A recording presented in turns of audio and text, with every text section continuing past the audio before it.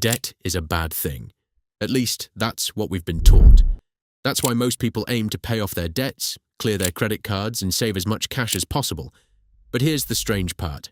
The world's richest people do the exact opposite.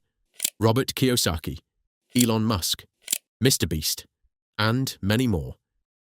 Despite having billions of dollars in wealth, they continue to use debt. So why? Why do the world's richest people borrow money from banks instead of holding cash? And more importantly, what do they know that the rest of us don't? Let's say Elon Musk wants to spend $100 million. Maybe he wants to buy a yacht, a mansion, or invest in a new company. What should he do? Most people would say, just sell some stock. But billionaires don't want to do that, because the moment they sell their shares, two things happen. First, they pay taxes, and those taxes can easily amount to tens of millions of dollars. Second, they give up one of their most valuable assets, and this is where the rules of the game change. Instead of selling their shares, they go to a bank and take out a loan.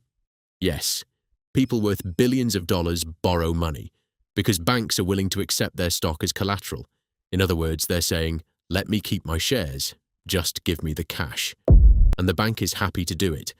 But the story is only getting started, because most people still ask the same question. Okay, but why is borrowing better? After all, aren't they paying interest? Yes, they are. But there's one very important detail. Let's say Elon Musk sells stock to raise $10 million. To spend $10 million, he may need to sell roughly $10 million worth of shares.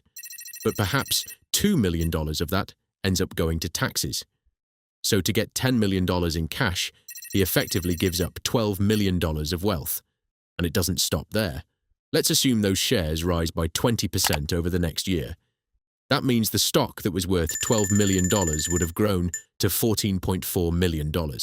So he also misses out on $2.4 million in future gains. But what if he borrows instead? He takes out a $10 million loan and keeps the shares. His $12 million worth of stock continues to grow.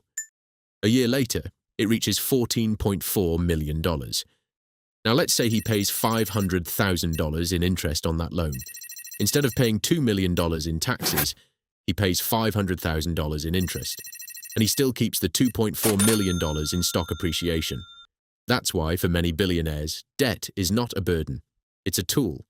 Even MrBeast has explained in interviews that most of his wealth is not sitting in cash, but is constantly being reinvested into his businesses.